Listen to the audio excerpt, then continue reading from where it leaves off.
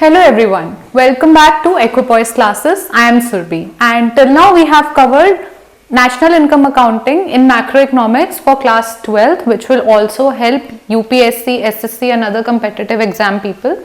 So today we are moving ahead and coming to the chapter of money and banking, but we will cover one section, that is money, and banking will be covered in the next video. Okay, so we'll just start with this chapter, and for the National Income Accounting chapter, if you have any queries or any problems, then you can find the description links in the description box below.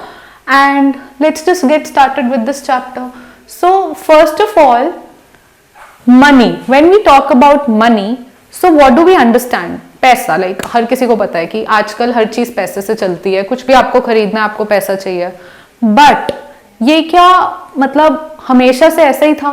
पैसे हमेशा से exist करते थे? अगर आप देखें आपका 10 rupee note, 100 rupee note, क्या ये पैसे हमेशा से थे? नहीं, हमेशा नहीं थे। तो क्या होता था पहले के टाइम में? अगर हम सोच के देखें पास्ट में क्या होता होगा, जब उन्हें कुछ चाहिए होता होगा तो वो कैसे दूसरे से लेते होंगे, उसको क्या देते होंगे, आज हम पहले ये सब पढ़ेंगे, उसके बाद हम जो अभी हमारे पास पैसे हैं उनकी डिटेल पे आएंगे।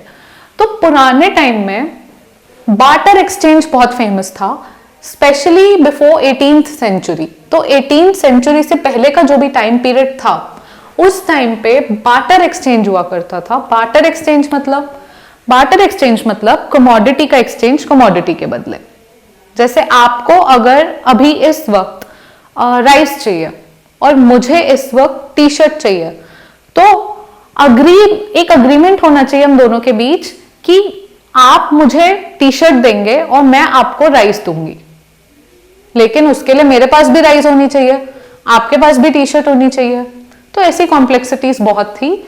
So basically direct exchange of commodity for commodity, जैसे मैंने समझाया अभी हमारे केस में राइस और टी शर्ट का एग्जाम्पल दिया। सिमिलरली कमोडिटी के बदले कमोडिटी के एक्सचेंज को बोलते थे बार्टर एक्सचेंज। उसमें प्रॉब्लम क्या होती थी? Search cost. ठीक है, जैसे मैंने आपको बताया कि ऐसे इंसान को ढूंढना जिसे राइस देनी हो और जिसे बदले में टी शर्ट चाहिए, तो कोई ऐसा इंसान ढूंढना जो बेसिकली जो आपको चाहिए वो आपको दे दे और जो उसे चाहिए आप उसे दे दे। ये ढूंढना आसान नहीं है, जितना सुनने में लग रहा है उतना ही कॉम्प्लेक्स ये होता था। क्योंकि हो सकता है आपको एक ही बोरी राइस चाहिए, ओके, और दूसरे को एक ही पेयर ऑफ शू चाहिए, लेकिन आपके पास एक पेयर ऑफ शू नहीं है देने को, पर मेरे पास एक बोरी राइस है देने को। फिर आप किसी और को ढूंढने जाएंगे जिसके पास एग्जैक्टली उतना सामान हो जो आपको चाहिए, और आपके पास भी एग्जैक्टली उतना सामान हो जितना उसे चाहिए बदले में। तो उसकी सर्च कॉस्ट बहुत आती थी। सेकेंड प्रॉब्लम जो होती थी वो थी डिसयूटिलिटी ऑफ वेटिंग। जब आप वेट करते थे ना जितने टाइम में, उतने टाइम में आपकी यूटिलिटी जो थी वो कम हो जाती थी। यूटिलिटी मतलब जो आपको फायदा होने वाला है। जैसे अगर अभी का केस लेते हैं, प्रेजेंट सिनेरियो, पास्ट की बात नहीं करते, पास्ट में तो वो लोग शायद जूते पहनते भी नहीं थे, लेकिन प्रेजेंट में अगर आपको एक स्पेशल चप्पल चाहिए, ओके, जो आपको बारिशों में काम आए, लेकिन अब वो चप्पल कौन आपको दे सकता है? क्योंकि उस चप्पल के बदले आप एक बोरी राइस देने को तैयार हो कि मैं एक बोरी राइस दे देता हूं और मुझे आप वो वाली चप्पल दे दो जो बारिशों में काम आए। अब आप ऐसे बंदे को ढूंढने निकले, ऐसे इंसान को ढूंढना, लेकिन इसमें टाइम बहुत लग रहा है, और इतना टाइम लग गया उसमें कि ऐसा इंसान ढूंढो जिसके पास वो वाली चप्पल हो कि उतने में तो बारिशों का सीजन निकल गया। तो क्या हुआ, जिस वजह से आपको वो चप्पल चाहिए थी, जो यूटिलिटी आपको मिलती, अब वो यूटिलिटी नहीं मिलेगी। तो डिसयूटिलिटी ऑफ वेटिंग। ठीक है, उसके बाद बार्टर एक्सचेंज की और क्या प्रॉब्लम्स थी? जैसे ये सारा एक मैंने बनाया है, आप ये देख सकते हैं। एंड हाँ, आज जो भी इस बोर्ड पर है बहुत इंपॉर्टेंट सब्जेक्ट मैटर है सारा, एंड सारा का सारा एनसीईआरटी प्लस एक अदर सोर्स से कंपाइल्ड है, ताकि आप लोगों को इस चैप्टर का सारा कंटेंट एक ही जगह मिल जाए, आपको कोई प्रॉब्लम ना हो, आपकी सर्च कॉस्ट ना बढ़े, आपको कहीं ना ढूंढना हो 2-3 जगह पे। एंड कुछ चीजें होती है ना, आपको ये चीज एक जगह मिल गई, ये चीज नहीं मिली, या आपको ये मिल गई है, या आपके एनसीईआरटी में जैसे सब कुछ बहुत ही पैराग्राफ्स में, तो मैंने कुछ नहीं किया, मैंने बस उन पैराग्राफ्स को एक फ्लो चार्ट फॉर्म में आपके आगे रख दिया, ताकि आपको जब आप यहां पढ़ लें उसके बाद आप जब एनसीईआरटी पढ़े तो आपको ये सारी चीजें बहुत अच्छे से समझ आए, कनेक्शन है ना जो, वो एक बनता जाएगा। तो इसी वजह से ये बहुत इंपॉर्टेंट है, आप इसको प्लीज नोट डाउन कर लें वीडियो पॉज करके। एंड सिमिलरली यहाँ पे प्रॉब्लम्स ऑफ बार्टर एक्सचेंज जो लिखी हैं, इसको बस बहुत क्विकली पढ़ेंगे क्योंकि मोस्टली प्रॉब्लम्स हमें समझ आ जाती हैं। जैसे lack of double coincidence of wants. Double coincidence of wants मतलब कि जो आपको चाहिए वो आपको मिले, जो मुझे चाहिए वो मुझे मिले। ऐसा इंसान ढूंढना बड़ा मुश्किल होता था जो दोनों की रिक्वायरमेंट पूरी करे, क्योंकि हो सकता है आपको 1 बोरी राइस चाहिए पर मेरे पास आधी है, आपको पूरी 1 नहीं दे सकती मैं, तो उसके बदले आप थोड़ी मेरे को 1 पैर का जूता दे देंगे और 1 नहीं देंगे, ये तो पॉसिबल नहीं है ना। तो ऐसे लोग ढूंढने बहुत मुश्किल होते थे। तो lack of double coincidence of wants बोलते हैं इसको। सिमिलरली लैक ऑफ डिविजिबिलिटी, कैसे डिवाइड करें, वही जैसे मैंने शू का बोला कि आपको अगर राइस चाहिए और आप मुझे बदले में शू दे रहे हैं, तो अगर मेरे पास आधी बोरी राइस है, आपके लिए उस आधी बोरी की कीमत 1 शू है, लेकिन मैं 1 पैर के शू से कुछ नहीं करूंगी ना, तो ये डिविजिबिलिटी नहीं बनती थी, तो लैक ऑफ डिविजिबिलिटी होती थी। फिर difficulty in storing wealth, okay, यहाँ पे स्ट्रॉन्ग वेल्थ लिखा है, it's storing wealth. Difficulty storing wealth में जैसे राइस का एग्जाम्पल क्योंकि हम लेके चल रहे हैं, तो राइस की कितनी बोरी आप स्टोर कर लेंगे, अपने रहने की जगह जहां नहीं मिलती वहां पे स्टोरेज कैपेसिटी कैसे बनाएंगे, और प्लस पेरिशेबल गुड, राइस एक टाइम के बाद खराब हो जाएगा, तो ये वाली कॉस्ट भी आती थी। तो वेल्थ ना स्टोर करने में बहुत प्रॉब्लम होती थी। कुछ बड़ी चीज है जैसे ट्रैक्टर है, ट्रैक्टर का एक्सचेंज, आप गए, आपको कार चाहिए, बदले में आप बाइक दे रहे हैं, लेकिन अब कोई ऐसा इंसान मिलना, फिर उसको स्टोर करना चीज को, तो हर चीज में ना कॉस्ट बहुत आती थी, तो ये एक प्रॉब्लम होती थी। Similarly absence of common measure of value, एक कॉमन मेजर नहीं बन पाता था। जैसे राइस अगेन केजी में, कि आप मुझे 1 किलो राइस दे रहे हैं, बट उस 1 किलो राइस की वैल्यू कितने पीसेस ऑफ, मतलब कितने पीसेस ऑफ क्लॉथ होगी या कितना पेयर ऑफ शू होगी, वो एक डिविजिबिलिटी नहीं बन पाती थी, कॉमन वैल्यू नहीं आती थी मेजर की। जैसे मनी है, मनी है, पैसे हैं, कि 100 रुपए किसी चीज के, एक कॉमन मेजर है कि जूते 100 रुपए के हैं, राइस 100 रुपए की है, काम हो गया, एक 100 रुपए में हो गया। या ऐसा भी हो सकता है कि शूज 50 रुपीज के हैं, राइस 100 का है, तो बेसिकली आपकी राइस मेरे 2 जूतों के बराबर हुई, 2 पेयर ऑफ शूज के बराबर हुई, 50-50, ठीक है, क्योंकि 100 की राइस है और 50 रुपीज का 1 पेयर ऑफ शू है, तो राइस की वैल्यू 2 पेयर ऑफ शू के बराबर हुई। तो ये हमें कैसे पता चला, क्योंकि हमारे पास रुपी है, कॉमन यूनिट मेजरमेंट की, इस टाइम पे नहीं होती थी, absence of common measure of value. Similarly lack of standard of deferred payment, deferred payment मतलब फ्यूचर की पेमेंट। तो अगर मुझे फ्यूचर की पेमेंट करने के लिए अभी अपने आप मैं गई, मुझे फ्यूचर में किसी चीज की पेमेंट करनी है, ओके, एंड बदले में फ्रूट्स चाहिए, क्योंकि बार्टर सिस्टम है, गुड्स एक्सचेंज हो रहा है, तो मैंने कहा मुझे ना फ्यूचर पेमेंट के लिए इतने फ्रूट्स चाहिए, लेकिन फ्रूट्स कितना फ्यूचर पेमेंट के लिए मैं रखूंगी, क्योंकि फ्रूट्स पेरिशेबल गुड्स हैं, पेरिशेबल गुड्स वो होते हैं जो खराब हो जाते हैं, तो डेफर्ड पेमेंट नहीं होती थी। जैसे आज की डेट में हम मनी रख सकते हैं कि आगे के टाइम में दे दें, कोई प्रॉब्लम नहीं है, मनी अपने आप नहीं खराब हो रहा, उस टाइम पे दिक्कत होती थी क्योंकि एक्सचेंज की कमोडिटीज होती थी, और वो कौन सी कमोडिटी होगी वो हमें भी नहीं पता होता था, ओके। सो ये सारी प्रॉब्लम थी बार्टर एक्सचेंज में। तो फिर टाइम के साथ क्या चेंजेस आए, बार्टर सिस्टम में जब इतनी प्रॉब्लम्स थी तो डेफिनेटली जहां प्रॉब्लम होती है वहीं सॉल्यूशंस होते हैं और वहीं से चेंजेस आने शुरू होते हैं। सो डेफिनेटली कुछ चेंजेस आए होंगे।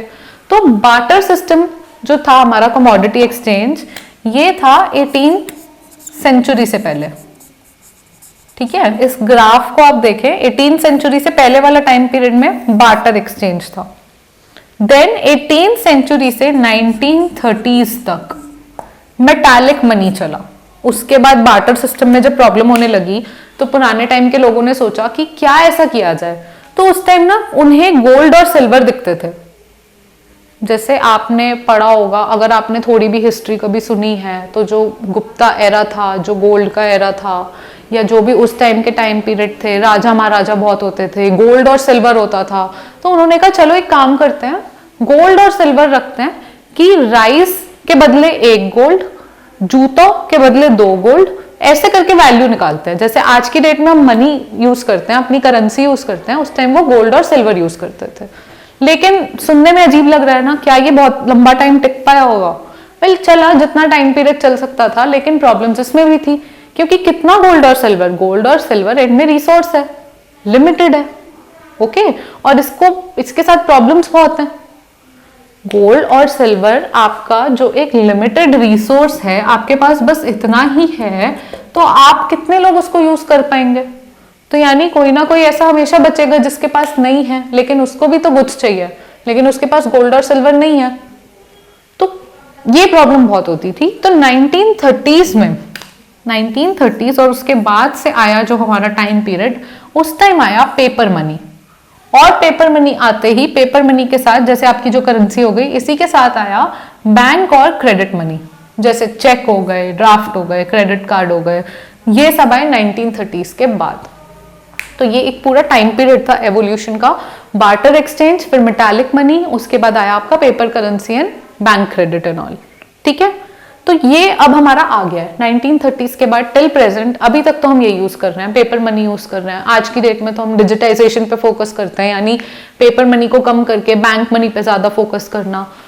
तो अब मनी में भी मनी के क्या क्या फंक्शंस होते हैं, बिकॉज हम आ गए मनी पे, एक पूरा फ्लो चार्ट देख के, एक पूरा टाइम पीरियड देख के हम करंट टाइम पीरियड पे वापस आ गए हैं। अब हम पुराने टाइम में नहीं जा रहे।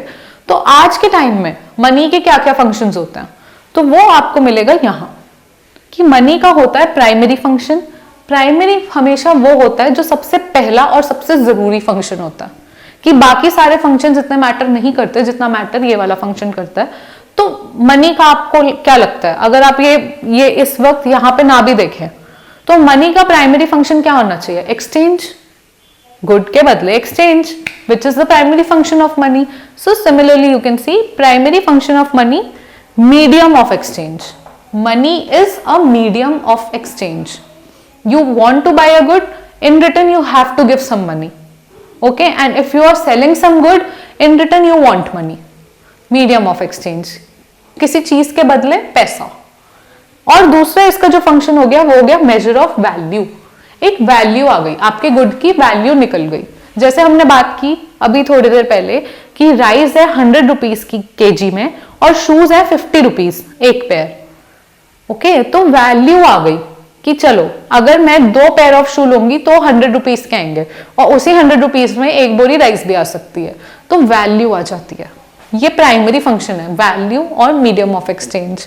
सिमिलरली अब उसके बाद प्राइमरी के बाद आता है सेकेंडरी, जो फिर थोड़े कम इंपॉर्टेंट पर इंपॉर्टेंट है। सेकेंडरी जो फंक्शंस हैं वो है स्टोर ऑफ वैल्यू, कि इसकी वैल्यू हम इसको स्टोर कर सकते हैं। और उसके स्टोर करने से, जैसे अगर हम फ्रूट स्टोर करते तो फ्रूट्स की वैल्यू गिर जाती है और फिर फ्रूट्स खराब हो जाते हैं, और फिर जो आपका मनी के तौर पे फ्रूट्स थे उस टाइम वो पूरे खराब हो जाते, तो आपके मनी की कोई वैल्यू ही नहीं रह जाती थोड़े टाइम बाद। यहाँ ऐसा नहीं होता, आपके मनी की वैल्यू रहती है। जैसे अगर 50 रुपीज का नोट है तो वो नोट 50 रुपीज का ही रहेगा, आप उसे कहीं भी स्टोर कर लो, जब आप निकालोगे वो 50 रुपीज का ही रहेगा। ओके, स्टोर ऑफ वैल्यू आ जाता है। स्टैंडर्ड ऑफ डेफर्ड पेमेंट आ जाता है कि फ्यूचर में आपको कोई भी की पेमेंट करनी है तो आप मनी से कर सकते हो, तो मनी उसके लिए भी यूज होता है। एंड ट्रांसफर ऑफ वैल्यू, आपको कोई वैल्यू ट्रांसफर करनी है तो आप उसके बदले, आपको पता है फ्यूचर डेट पे आपको ये वाली ट्रांजैक्शन इतने रुपए में करनी है, तो आपको रुपए पता है ना कि पैसे में होगी, तो ट्रांसफर ऑफ वैल्यू भी हो जाता है। अब इसके बाद कंटिंजेंट फंक्शंस भी होते हैं। कंटिंजेंट फंक्शंस हो गए जो functions other than primary and secondary हैं बट मनी परफॉर्म करता है। ओके, वो हो गए basis of credit. Base of credit आ जाता है कि आप उधारी ले रहे हैं तो पैसा देंगे बाद में, पैसे के दम पे ही उधारी हो रही है ना, किसी कमोडिटी के दम पे नहीं हो रही, तो पैसा एक बेसिस ऑफ क्रेडिट आ जाता है।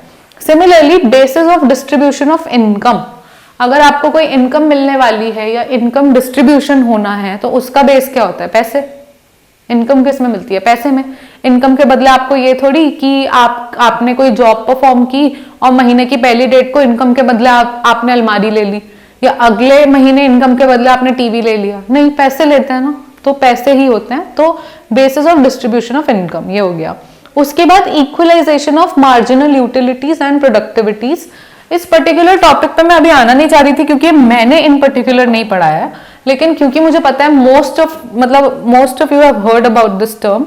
अदरवाइज क्या होता है, मार्जिनल यूटिलिटीज आपने माइक्रो इकोनॉमिक्स में पढ़ा होगा, और नहीं पढ़ा तो बहुत जल्दी माइक्रो इकोनॉमिक्स का कोर्स भी आएगा, उसमें आप समझ पाएंगे। अभी के लिए आप ये समझ सकते हैं कि मार्जिनल यूटिलिटी आपने अगर पढ़ा है तो MUX by PX is equal to MUM। आप MUM marginal utility of money, लेकिन मैं इसे अभी बहुत ज्यादा डिटेल में आपको नहीं बताऊंगी क्योंकि इसके लिए पूरा अलग कॉन्सेप्ट है, तो इसे आप अभी बस नोट डाउन कर सकते हैं। अगर आपको पता है तो वेल एंड गुड, वरना नेक्स्ट टॉपिक में इसके बारे में हम बात करेंगे। देन गारंटर ऑफ सॉल्वेंसी, यानी कल को आपको प्रॉब्लम हो जाए या आपकी कोई चीज आप बैंकरप्ट हो जाए या कोई और प्रॉब्लम हो, तो वो सब आप कैसे ठीक करेंगे? पैसे से ही ठीक होगा सब कुछ, तो गारंटर ऑफ सॉल्वेंसी। उसके बाद best utilization of resources, money कैसे हेल्प करता है? रिसोर्स हम बाय कर सकते हैं, अब हम रिसोर्स मनी में खरीद सकते हैं तो हम उसे यूटिलाइज कर सकते हैं। सिमिलरली लिक्विडिटी, लिक्विडिटी का मतलब होता है कि पैसा जल्दी से जल्दी आपको कुछ पैसे में मिल जाए, तो मनी सबसे ज्यादा लिक्विड होता है। मनी का सबसे ज्यादा लिक्विड होने का मतलब ये हुआ यहाँ पे जो हम बात कर रहे हैं कि अब जैसे आपको मैं इसको कंपैरिजन में एग्जांपल में चेक देती हूँ कि चेक अगर आप कहीं से आपको चेक मिला है तो आपको पहले बैंक जाना पड़ेगा, ठीक है, बैंक जाओगे, फिर कैश निकालोगे, फिर आप कहीं जाके कुछ खरीदोगे, राइट? तो वो हो गया थोड़ा लेस लिक्विड, क्योंकि आपको प्रोसेस देखो कितनी करनी पड़ी। मनी में क्या है, आपके पास 100 रुपए हैं तो आप कहीं भी जाओ दुकान पे, इमीडिएटली पैसे दो और आपको चीज मिल गई, यानी सबसे ज्यादा लिक्विड, जल्दी से जल्दी कन्वर्ट होने वाला। सबसे ज्यादा लिक्विड मतलब कि आपने एकदम से दिया कैश, आपको गुड मिल गया। लेकिन चेक है वो थोड़ा लेस लिक्विड है, क्योंकि पहले आपको बैंक जाना पड़ेगा, या आप जैसे देंगे उसे डिपॉजिट कराना पड़ेगा, फिर उसको कैश मिलेगा, तो प्रोसेस देखिए कितनी थोड़ी लंबी हो गई, तो लेस लिक्विड। ज्यादा लिक्विड मतलब फटाफट जो आपको गुड दे दे एक्सचेंज के बदले में, वो हो गया लिक्विडिटी। तो लिक्विड होता है, लिक्विडिटी होती है, ये मनी के कंटिंजेंट फंक्शंस होते हैं। तो ये हो गए मनी के ओवरऑल फंक्शंस। अब जब हमने पढ़ लिया मनी क्या है, मनी के फंक्शंस क्या हैं, मनी कैसे आया, तो उसके बाद हम आएंगे demand for money and supply of money. Money के बारे में हमने समझ लिया, मनी क्या है, मनी के फंक्शंस क्या है, मनी क्या क्या देता है, क्या क्या फायदे होते हैं मनी के। लेकिन मनी की डिमांड क्यों होती है, कौन करता है? और अगर डिमांड हो रही है मार्केट में किसी चीज की, तो सप्लाई कौन करता है? क्योंकि जिस चीज की भी डिमांड है उसकी सप्लाई भी कोई करता होगा, तभी तो उसकी डिमांड होगी। तो अगर मैं मनी मांग रही हूं तो कोई है ना जो दे रहा है, ऐसे ही थोड़ी मैं मांग रही हूं। तो हम पढ़ेंगे demand for money and supply of money. हम इसे इसे डिनोट करेंगे, इसे हम डिनोट करेंगे डिमांड फॉर मनी को MD, एंड वहां पे तो है ही सप्लाई ऑफ मनी को MS, ठीक है। अब हम पहले डिमांड साइड पे आते हैं, फिर हम बाद में सप्लाई साइड पे जाएंगे। डिमांड क्यों होती है मनी की? आप हैं, चलिए आपकी बात करते हैं। आप मनी की डिमांड क्यों करेंगे? आप मनी की डिमांड सबसे पहले करेंगे ट्रांजैक्शन करने के लिए, कुछ आपको खरीदना है, आपको उसके बदले पैसा चाहिए, सिंपल। मैं अगर आपसे क्वेश्चन पूछूं कि आपको पैसा क्यों चाहिए, तो आपने मुझे क्लियर जवाब दिया कि आपको उसके बदले पेन खरीदना है, तो आपको पैसा चाहिए, है ना, ट्रांजैक्शन हुई ना, इसे ट्रांजैक्शन कहते हैं। तो हमारा होता है ट्रांजैक्शन मोटिव। डिमांड करने का मनी को पहला मोटिव होता है ट्रांजैक्शन मोटिव। ट्रांजैक्शन मोटिव में भी क्या होता है, एक तो होता है proper transaction motive, properly transaction का ही मोटिव, कि भाई मैं कुछ खरीदने ही जा रही हूं पैसे से, ठीक है, जिसको हम ऐसे भी, ये बस NCERT में इसलिए मैं आपको बता रही हूँ क्योंकि यू नेवर नो कब कौन सा क्वेश्चन कहाँ से उठा ले CBSE। तो MD तो हमने बोला ही था मनी डिमांड को कहते हैं, T हमने लगाया ट्रांजैक्शन के लिए, is equal to small k and T है आपकी ट्रांजैक्शन जो आपने वैल्यू की है, यानी मनी डिमांड क्यों हो रही है, इक्वल टू ट्रांजैक्शन, और k एक पॉजिटिव फ्रैक्शन है। पॉजिटिव फ्रैक्शन मतलब कि जब आप ट्रांजैक्शन ज्यादा करनी होंगी तो डिमांड फॉर मनी भी ज्यादा होगी, ठीक है। बहुत सिंपल लैंग्वेज में इक्वालिटी है, ट्रांजैक्शन ज्यादा होगी तो डिमांड फॉर मनी भी ज्यादा होगी। सिमिलरली डिमांड फॉर मनी बढ़ेगी तो ट्रांजैक्शन भी बढ़ेगी, ठीक है। अब हम अगर इस k को कुछ नहीं किया, यहां से यहां ले आए, अपॉन में आ गया 1/k, ये यहीं रह गया, ये यहीं रह गया। फिर हमने 1/k को v लिख दिया, यहाँ पे 1/k को हमने v लिख दिया। v क्या होता है? v होता है वेलोसिटी। वेलोसिटी मतलब कि एक ट्रांजैक्शन ने कितने हैंड्स चेंज किए, मतलब कितने हाथों से ट्रांजैक्शन हुई है फाइनल जगह पे पहुंचने से पहले, राइट? कि मैंने जैसे आपके पेरेंट्स ने आपको पैसे दिए, ट्रांजैक्शन 1, फिर आपने शॉपकीपर को दिए, ट्रांजैक्शन 2, शॉपकीपर ने आगे थोड़ा टैक्स का पार्ट गवर्नमेंट को दिया, ट्रांजैक्शन 3। तो बेसिकली कितनी ट्रांजैक्शन हुई है, कितने हाथ चेंज हुए हैं एक पूरी इकोनॉमी में, उसको हम वेलोसिटी कह देते हैं। या फिर अगर आप इतना छोड़ दें तो हम के यहीं पे रखें तो T, transaction is also equal to P Y which is price and income. लेकिन आपको इतना कॉम्प्लिकेट करने की जरूरत नहीं है, बट सिंपल लैंग्वेज में अगर मैं सिखाऊं, ये बहुत एग्जॉस्टिव नहीं है, but T is equal to P Y का मतलब हो गया कि आप ट्रांजैक्शन उतनी कर रहे हैं जितनी इनकम है, प्राइस इनटू जो आपकी वैल्यू ऑफ इनकम है उतनी ट्रांजैक्शन कर रहे हैं आप। लेकिन ऐसा होता नहीं है, क्योंकि ट्रांजैक्शन में इंटरमीडिएट गुड की ट्रांजैक्शन भी इंक्लूडेड होती है। तो ये कुछ चीजें मुझे भी बहुत ज्यादा मतलब थोड़ा अजीब लगा कि क्यों मेंशन्ड है ये एनसीईआरटी में, जब वो खुद ही ये लाइन बोल रहे हैं आपको। एनसीईआरटी में there is a line where they say कि transaction also includes the transaction of intermediate goods, and we know कि हम इंटरमीडिएट गुड यूज नहीं करते हैं जब हम फाइनल गुड की बात करते हैं। हमने पिछले चैप्टर में बहुत अच्छे से सीखा है। Still it is mentioned, so I am mentioning here. But आपको इसमें सिर्फ इतना भी ध्यान रखेंगे तो वेल एंड ओके कि ट्रांजैक्शन बढ़ेगी तो मनी डिमांड बढ़ेगी। आपको अगर ज्यादा ट्रांजैक्शन करनी है, आपको पेन भी लेना है, आपको कॉपी भी लेनी है, आपको बैग भी लेना है, आपको बॉटल भी लेनी है, तो आप ज्यादा मनी डिमांड करेंगे। आपको सिर्फ पेन लेना है तो आप कम डिमांड करेंगे। इतना है ट्रांजैक्शन मोटिव, सिंपल। उसके बाद ट्रांजैक्शन हम एक और पर्पस से करते हैं, प्रिकॉशनरी मोटिव। प्रिकॉशनरी मोटिव क्या होता है? ट्रांजैक्शन मोटिव में प्रिकॉशनरी मोटिव हो गया कि कोई ना अनफोर्सीन इमरजेंसी हो सकती है जो आपको भी नहीं पता, और आज की डेट में आप लोगों को और मुझे, हम लोग से बेटर कौन समझ सकता है कि अनफोर्सीन इमरजेंसी हमारे साथ क्या हुई है पूरे 2020 में।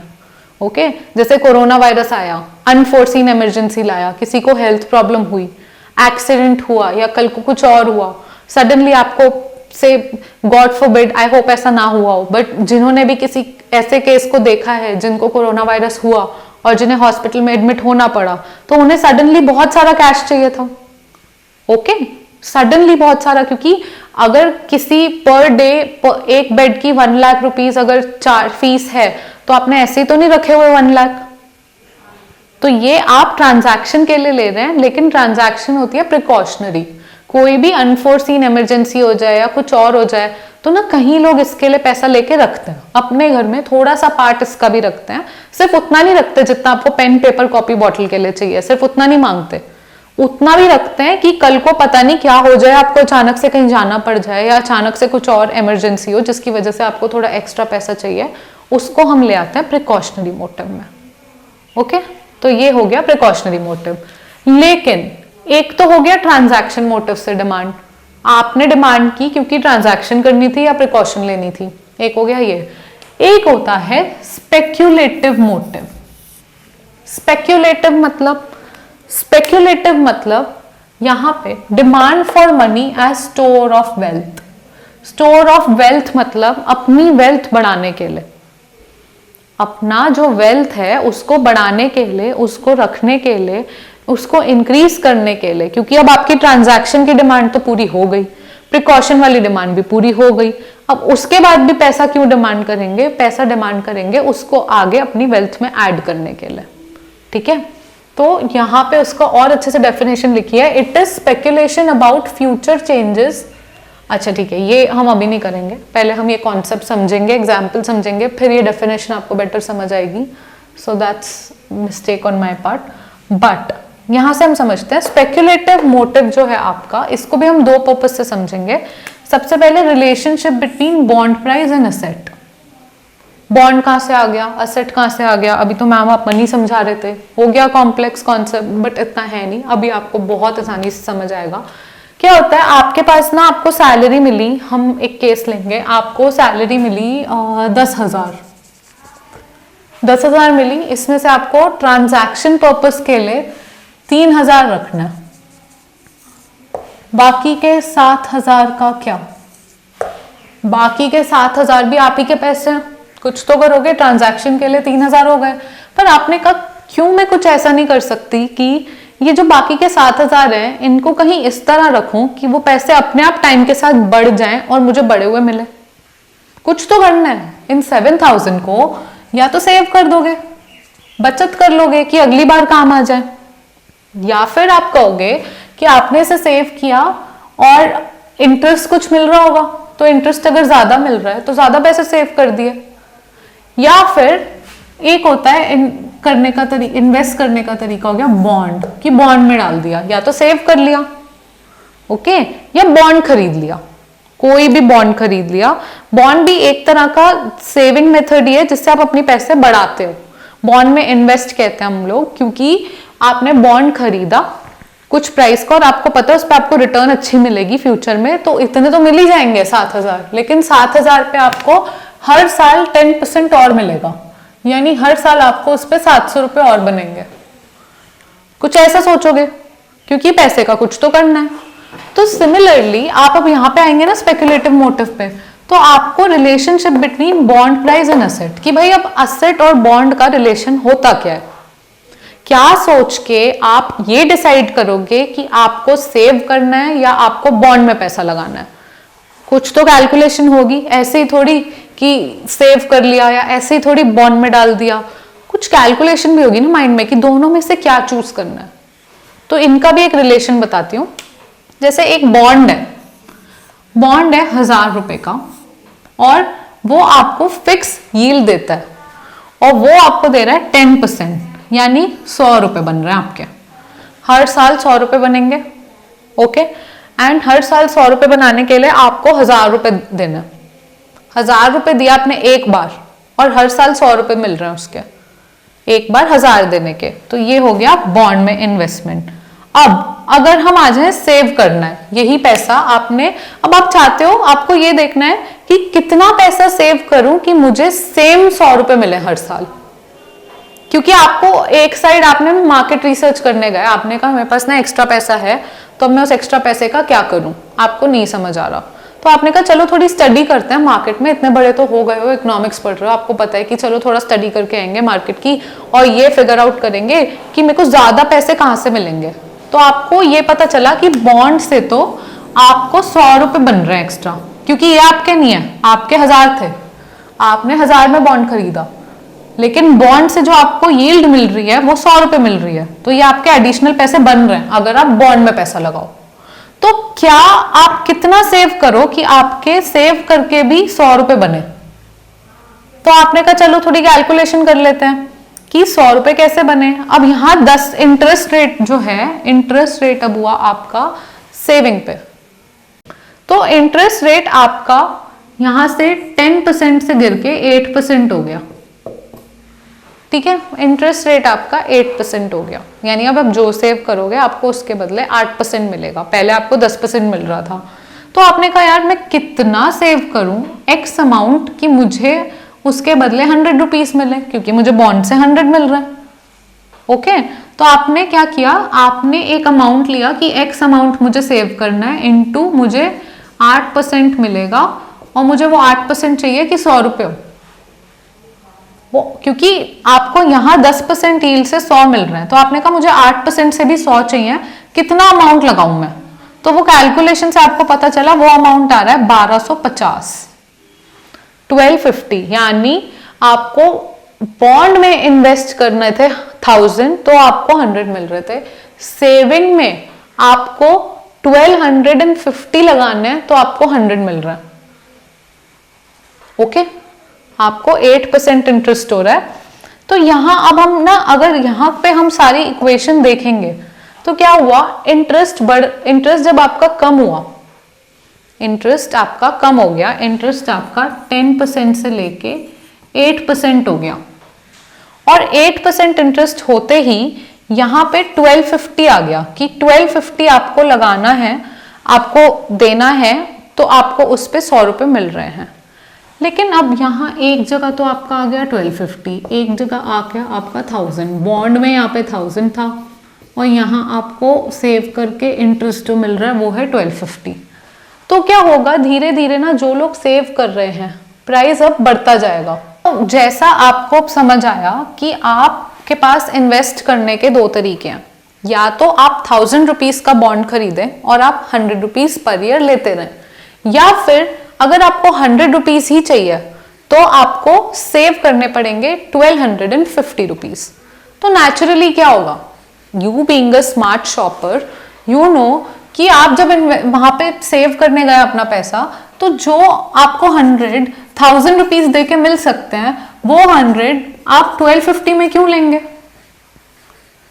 राइट? कोई चीज अगर आपको सस्ती मिल रही है तो आप उसे महंगी में क्यों लेंगे? तो आपने कहा कि आप लेंगे बॉन्ड। ये बॉन्ड था, ये सेविंग था, आपने बोला मैं लूंगा बॉन्ड। लेकिन आप अकेले स्मार्ट नहीं हो, आपकी तरह बहुत सारे लोग स्मार्ट हैं। तो क्या हुआ, बॉन्ड लेने सारे पहुंच गए। जब सारे बॉन्ड लेने पहुंच जाते हैं क्या होता है, बॉन्ड की डिमांड बढ़ गई। बॉन्ड की डिमांड बढ़ गई मार्केट में। तो यहां अब आप जो देख सकते हैं ये एक डिमांड सप्लाई का ग्राफ है। इससे जो समझ आता है कि क्वांटिटी इतनी है, फिक्स्ड है क्वांटिटी। यहाँ पे हमें तो 100 मिल रही है भाई, 100, चलो यहाँ ये वाली क्वांटिटी नहीं है, इसको स्टेबल ही रखते हैं। तो यहाँ 1000 रुपीज है और 1000 दे के आपको जो भी 1000 प्राइस है आपका बॉन्ड का, बॉन्ड के 1000 प्राइस पे डिमांड इक्वल टू सप्लाई है बॉन्ड मार्केट में। लेकिन अब बाहर की मार्केट में एक कमाल हुआ, और जहां आपका हमारा ये पार्ट हो गया है तो आई थिंक मैं ये हटाती हूं, आप यहां समझिए। बॉन्ड की जो मार्केट है, हमने बॉन्ड मार्केट ली, डिमांड ये होती है, सप्लाई ये होती है, बॉन्ड का प्राइस 1000 रुपीज है और यहाँ पे डिमांड इक्वल टू सप्लाई है। सडनली इंटरेस्ट रेट जब सेविंग में गिरा, सेविंग में कम इंटरेस्ट हो गया है, पहले आपको ज्यादा इंटरेस्ट मिल रहा था, मतलब आपको 1000 रुपीज का बॉन्ड और 1250 में सेव करके दोनों से 100 रुपीज की रिटर्न मिल रही है। तो आपने कहा जब मुझे 1000 से ये मिल सकता है तो मैं ये 1250 में क्यों दूं? तो आपने कहा मैं बॉन्ड लूंगा, आपकी तरह सबने कहा मैं बॉन्ड लूंगा। सडनली बॉन्ड मार्केट में हलचल मच गई। और ये सब क्यों हुआ? ये सब इसलिए हुआ क्योंकि यहाँ पे जो सेविंग बैंक में इंटरेस्ट रेट था, पहले अगर 10% था तो 10% में तो आपको यहाँ भी 1000 देने पड़ते 100 लेने के लिए, लेकिन क्योंकि वो 8% हो गया तो अब आपको ये 100 मिल रहे हैं इतने सेव करके। तो सारी गड़बड़ हुई यहाँ सेविंग मार्केट में और हलचल हुई बॉन्ड मार्केट में। इसका मतलब रिलेशन है दोनों का।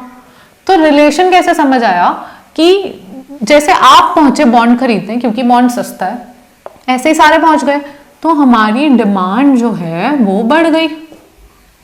डिमांड के बढ़ते ही जो ये नया इक्विलिब्रियम प्राइस आया वो आया 1250। क्योंकि क्या हो रहा है, दोनों मार्केट में ना एक स्टेबिलिटी लानी जरूरी है। क्योंकि अगर आपको बॉन्ड 1000 दे के 100 दे रहा है और सेव आपको 1250 सेव करके भी 100 मिल रहा है, तो आपके लिए बॉन्ड लेना ज्यादा अच्छा है। लेकिन जब सारी डिमांड वहीं पे बढ़ जाती है और सारे लोग पुश कर देते हैं प्राइस को, और प्राइस क्या होता है बॉन्ड मार्केट में भी फिर बढ़ जाता है बॉन्ड का। तो बॉन्ड और सेविंग मार्केट में देखा रिलेशन, और रिलेशन यही है कि प्राइस जो कि बॉन्ड प्राइस है और इंटरेस्ट रेट जो कि सेविंग मार्केट का इंटरेस्ट रेट है, दोनों में नेगेटिव रिलेशन है। यानी इंटरेस्ट रेट कम होता है तो बॉन्ड प्राइस बढ़ता है, और इंटरेस्ट रेट यहां बढ़ेगा तो बॉन्ड प्राइस यहां कम होगा। ओके, ये एग्जाम्पल हमने समझा। एग्जाम्पल से हमने पूरा रिलेशन समझा कि रिलेशनशिप होता है बॉन्ड प्राइस एंड असेट में। क्योंकि हमें ना ये समझना है कि स्पेक्युलेटिव मोटिव, जो हम डिमांड फॉर मनी, हमें ये नहीं भूलना कि हमारा मोटिव ये है कि हम मनी अपने पास रखें या हम उसको बॉन्ड में लगा दें या हम उसे सेव कर दें। तो ये हमें समझना जरूरी है कि स्टोर ऑफ वेल्थ, मनी को कैसे स्टोर किया जाए। ऐसे ही relationship between speculative demand for money and rate of interest. तो क्या हो रहा है, अगर आप इंटरेस्ट रेट ज्यादा है सेविंग मार्केट में। यानी आपको पता है कि आप 1000 रुपीज दे रहे हैं सेविंग मार्केट में और आपको वो 100 बना रही है, लेकिन आप 1000 रुपीज एज इट इज अपनी अलमारी में रखना है और जब आपने उसको 1 साल बाद निकाला तो भी वो 1000 का नोट ही है। ये सब नहीं लगा रहे कि वैल्यू कितनी गिरी, हम अभी ये सब की बात नहीं कर रहे। एक नोट की तरह सोचिए कि 1000, अब तो आता नहीं 1000 नोट, माय बैड, 500 के नोट की बात करते हैं। आपने एक 500 का नोट लिया, आपने आज अपनी अलमारी में रख दिया, 1 साल बाद निकाला, 500 का नोट ही तो निकलेगा ना, एडिशनल थोड़ी अपने आप उसमें 50 रुपए जुड़ जाएंगे। लेकिन अगर आप उसे सेव करेंगे, वहां पर 500 सेव करेंगे और इंटरेस्ट रेट 10% है, तो आपको 50 रुपए हर साल मिलते जाएंगे। तो जैसे ही अगर अभी आपको 50 मिल रहे हैं, ठीक है, आपने कहा कि मैं 500 रुपए सेव कर रहा हूं और मैं इस पे 10% इंटरेस्ट रेट मिल रहा है, मेरे 50 रुपीज बन रहे हैं। अचानक से क्या हुआ, बैंक ने इंटरेस्ट रेट बढ़ा दिया और बैंक के इंटरेस्ट रेट बढ़ाते ही बैंक ने को डबल कर दिया, 20% कर दिया। बैंक ने कहा मैं आपको 20 दे रहा हूं, तो यहाँ पे आपको 500 में अब 100 रुपए मिल रहे हैं हर साल। तो आपने कहा अभी अगर मुझे इतने मिल रहे हैं तो मैं और 500 लगा देता हूँ सेविंग बैंक में, तो मुझे तो और पैसे मिलेंगे। तो इसका मतलब क्या हुआ, जो आपका स्पेक्युलेटिव डिमांड फॉर मनी थी, कि जो आप डिमांड कर रहे थे मनी अपने पास रखने के लिए, वो कम हो गया और सेविंग बढ़ गई। तो इंटरेस्ट रेट बढ़ते ही आप सेव ज्यादा करने लगते हो, तो स्पेक्युलेटिव डिमांड कम हो जाती है, पैसे रखने की डिमांड कम हो जाती है। स्टोर ऑफ वेल्थ के तौर पे जो आप अपनी अलमारी में रखते, आपने कहा मैं तो अलमारी के निकाल के भी सेव कर दूंगा अकाउंट में, क्योंकि वहां से मुझे ज्यादा पैसे मिल रहे हैं। ठीक है, ये होता है। और इसी में एक कॉन्सेप्ट होता है लिक्विडिटी ट्रैप का। ये क्योंकि बस एनसीईआरटी में आपको बना है इसीलिए मैं बता रही हूँ, इसमें बहुत ज्यादा डिटेल में जाने की जरूरत नहीं है क्योंकि ये सारा मामला नहीं समझाता है। यहाँ पे बस इतना बोलता है कि आपका जो इंटरेस्ट रेट है ना, जब वो बहुत ज्यादा होता है, बहुत ही ज्यादा होता है, तो ना आप डिमांड फॉर मनी है ना वो कम करते हो। क्यों कम करते हो? क्योंकि आप ज्यादा इंटरेस्ट रेट पे सेव ज्यादा कर सकते हो, तो आपकी डिमांड फॉर मनी ना बराबर है, कम है। लेकिन जैसे जैसे वो कम होता जाता है तो आप डिमांड फॉर मनी ज्यादा करने लगते हो। आप कहते हो सेविंग में भी पैसा नहीं मिल रहा, तो इससे अच्छा मैं डिमांड मतलब पैसे रख लूं, क्योंकि when interest rate increases everyone expects it to fall in future. जब इंटरेस्ट रेट बहुत ज्यादा बढ़ गया है तो हर किसी को पता है कि भाई आर मैक्स है, आर मैक्स मतलब मैक्सिमम, इससे ऊपर तो नहीं जाएगा। ठीक है, सबको पता है क्योंकि आर मैक्स है। तो यानी price decrease, people convert their money into bond. Okay, people convert their money into bond, क्योंकि यहाँ पे क्या हुआ, उनको पता है अगर ये नीचे जाएगा प्राइस, यहाँ पे इंटरेस्ट रेट कम होगा आपका जो फ्यूचर में, तो बॉन्ड का प्राइस बढ़ जाएगा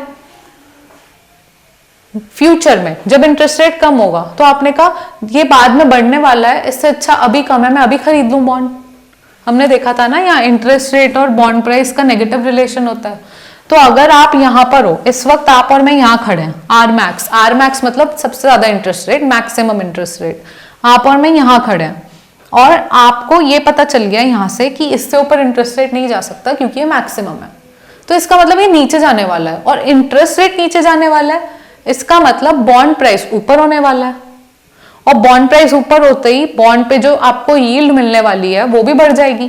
तो आपने कहा बहुत स्मार्टली आपने स्ट्रैटेजी बनाई और आपने बोला चलो मैं फटाफट बॉन्ड में इन्वेस्ट कर देता हूँ। ठीक है, आर मिनिमम पे इसी का उल्टा हो जाएगा। तो ये जो हम यहाँ पे घूमते रहते हैं ना, एक ग्राफ होता है कि जो सबसे ज्यादा इंटरेस्ट रेट है उस पर आप क्या डिसीजन ले रहे हैं और सबसे कम इंटरेस्ट रेट है उस पर क्या कर रहे हैं। ये पूरे सिचुएशन को हम लिक्विडिटी ट्रैप कहते हैं। कीन्स ने निकाला था ये, और ये चीज आपको आगे जाके और बेटर टर्म्स में समझ आएगी। अभी के लिए बस एक स्टेट करने के लिए दिया हुआ है आपकी एनसीईआरटी में, और इसीलिए यहाँ पे दिया है समझने के लिए। लेकिन अभी इस कॉन्टेक्स्ट में आपको इतना समझना है कि जब आपका इंटरेस्ट रेट बढ़ जाता है, आप ज्यादा सेव करते हो, तो स्पेक्युलेटिव डिमांड कम हो जाती है। ओके, तो speculative demand is nothing else. तो बेसिकली हम डिमांड क्यों कर रहे हैं मनी, दो रीजन से डिमांड कर रहे हैं। पहला ट्रांजैक्शन करने के लिए, दूसरा उसको वेल्थ के तौर पे स्टोर करने के लिए। तो दोनों में क्या हो रहा है, ये यहाँ पे बहुत इजीली मैंने समझा दिया आपको। स्पेक्युलेटिव डिमांड में क्या हो रहा है, आप स्टोर ऑफ वेल्थ कर रहे हैं, तो आपको ये समझना जरूरी है कि आपको बॉन्ड में इन्वेस्ट करना चाहिए या आपको सेव करना चाहिए किसी वजह से। और दोनों नहीं कर रहे तो फिर कैश अपने पास रखने के क्या फायदे हैं, क्या नुकसान है, क्योंकि वो सब कंपैरिजन चार्ट में हो रहा है कि बॉन्ड का प्राइस क्या है और बॉन्ड की यील्ड कितनी है, या फिर आप सेव कर रहे हैं तो इंटरेस्ट रेट कितना है। सिमिलरली अगर आप कैश रखेंगे तो आप एज इट इज अलमारी में रख देंगे बट आपको कुछ नहीं मिलेगा, बट आप सेव करेंगे तो कुछ मिलेगा। लेकिन फिर सेव करना बेटर है या बॉन्ड में इन्वेस्ट करना बेटर है? इसी वजह से हमने ये सारा पढ़ा कि क्या बेटर है ओवरऑल आपके लिए, आपका मनी का यूज कैसे होना चाहिए, या आप मनी डिमांड क्यों कर रहे हैं। ये हो गई डिमांड साइड। ये ना हमने कंज्यूमर्स के तौर पे देखी, डिमांड वाली साइड जो कंज्यूमर करते हैं। लेकिन कोई सप्लाई भी कर रहा होगा, पैसे आते कहाँ से? कहीं से सप्लाई भी आ रही होगी। तो सप्लाई हमने समझी है यहाँ, MS हमने डिनोट किया सप्लाई को। और stock of money held by public at a point of time in an economy refers to as money supply. यानी मनी सप्लाई कोई कर रहा है वो हमें कैसे पता चलेगा? जितना स्टॉक ऑफ मनी पूरी पब्लिक के पास इस वक्त है, अभी अगर हम अभी एट प्रेजेंट की बात करें तो आपके, मेरे और सबके पास, पूरी पॉपुलेशन के पास कितना स्टॉक ऑफ मनी इस वक्त टोटल है, वो मनी सप्लाई है। कैसे? क्योंकि वो सारा है ही इसलिए क्योंकि कहीं से आया होगा। ऐसे ही तो नहीं आगे ऊपर से एक दिन सडनली बारिश हुई और उसमें पैसे गिरे, ऐसा नहीं होता। कहीं सप्लाई हुआ है तो ही हमारे पास वो पैसा है। तो जो अभी के टाइम पे जो स्टॉक ऑफ मनी है held by public at a point of time, ठीक है, पॉइंट ऑफ टाइम, यानी हम अभी की बात करें, अभी इस वक्त कितना स्टॉक ऑफ मनी है पब्लिक के पास इकोनॉमी में, वो होता है money supply. Okay, and money supply के 4 मेजर्स होते हैं, M1, M2, M3, M4।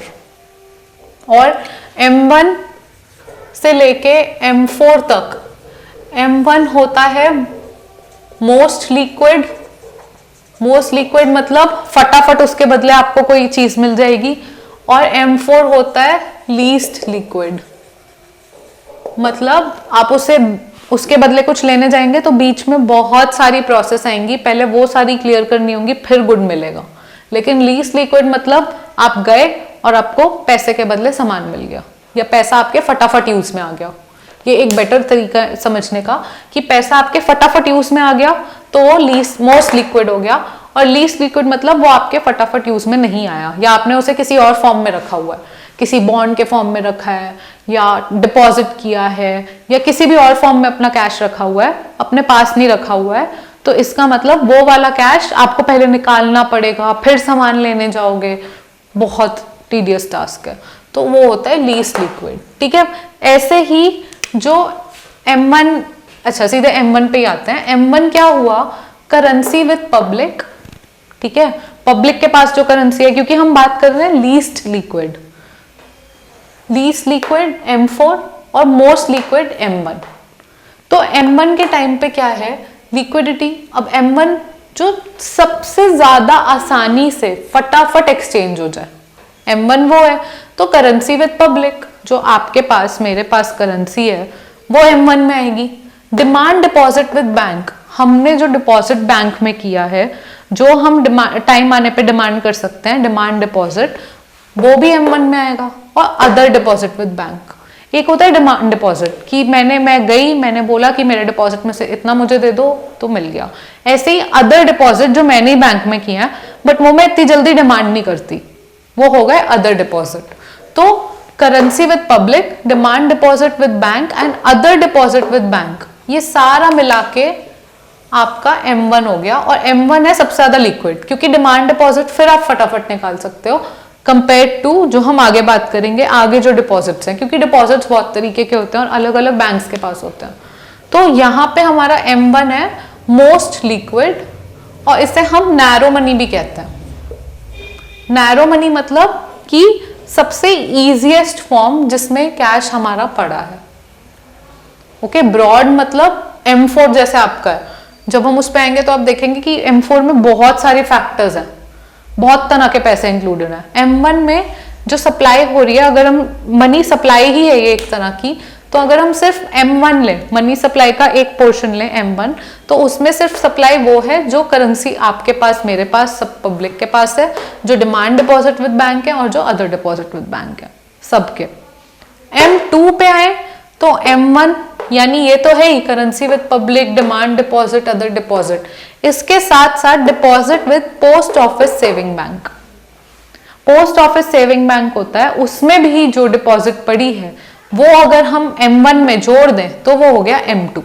क्योंकि धीरे धीरे क्या होता है, हम सप्लाई का ना होराइजन बढ़ा रहे हैं कि सप्लाई किस किस फॉर्म में हो रही है मनी।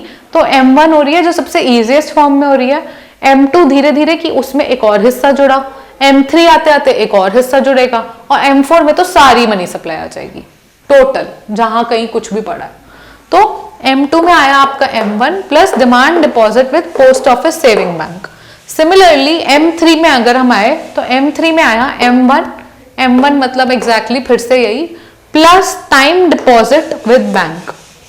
टाइम डिपॉजिट क्या होता है, जो आपने कुछ टाइम के लिए डिपॉजिट कर दिया और उस टाइम पीरियड से पहले नहीं निकाल सकते।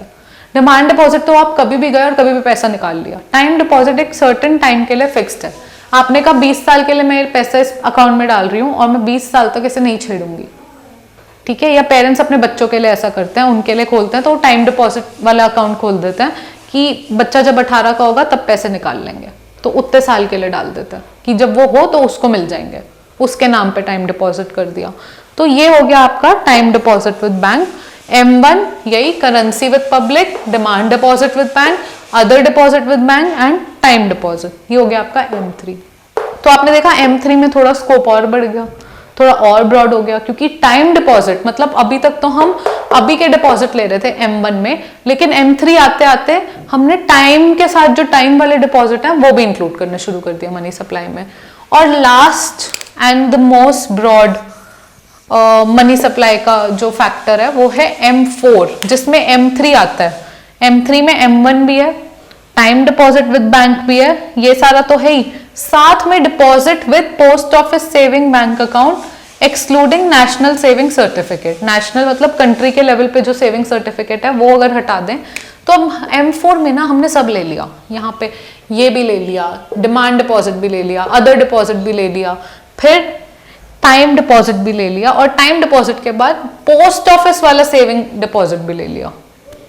अंडरस्टैंडिंग? तो आपने अगर फिगर आउट किया हो तो M4 M1 में तो हम 3 चीजें ली थी, M2 में हमने M1 प्लस किया था, M1 में प्लस किया था, M3 में भी हमने M1 ही लिया था, M4 में हमने M3 लिया, क्योंकि M3 में M1 था, M2 था, M2 इधर आया, और यहाँ पे सारा बेसिकली सबके जो अलग अलग फैक्टर्स हैं वो सारे प्लस होके हमारे M4 में ले लिए, क्योंकि M4 ब्रॉड है। ब्रॉड मतलब सारे फैक्टर्स इंक्लूड कर लिए, जो जो मनी सप्लाई कहीं कहीं भी होती है, टाइम में या post office saving bank account में या करंट डिपॉजिट, जो भी आपका सारा डिपॉजिट है वो सारा का सारा टोटल मनी सप्लाई M4 में आ गई।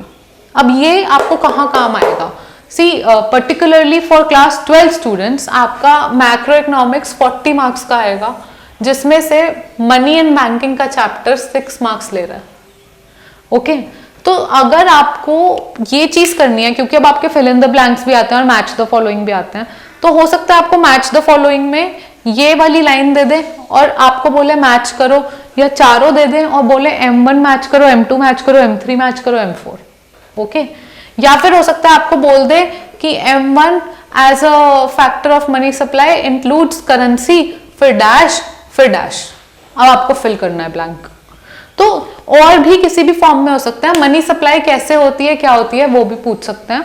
तो आपको सारे क्वेश्चन के आंसर, बस आपके पास अगर एक चार्ट है जिसको आप समझ लें अच्छे से, तो आपको इसमें कोई प्रॉब्लम नहीं होगी। आप हर टाइप का क्वेश्चन इससे आंसर कर सकते हैं। तो हमने क्या समझा या क्या सीखा? हमने बहुत इजी बना के ये समझने की कोशिश की, सबसे पहले से स्टार्ट हो, अगर इसको समराइज करना है तो मनी क्या था या क्या है, अभी जो है क्या पहले भी ऐसा था? तो हमें पता चला नहीं, पहले ऐसा नहीं था। पहले बार्टर सिस्टम होता था, फिर मेटालिक मनी आया, फिर 1930s में पेपर मनी और बैंक मनी आया। चलो अब हमें ये समझ आ गया कि इस वक्त जो हमारे पास कैश है वो हमारे पास कैसे आया, टाइम पीरियड समझ आया। फिर जो अभी हमारे पास कैश है उसके क्या क्या फंक्शंस हैं या उससे हम क्या क्या कर सकते हैं, हमने वो सीखा, फंक्शन सीख लिए। उसके बाद हमने ये जानने की कोशिश की कि ये जो मनी है इससे हमें चाहिए क्यों और हमें दे कौन रहा है।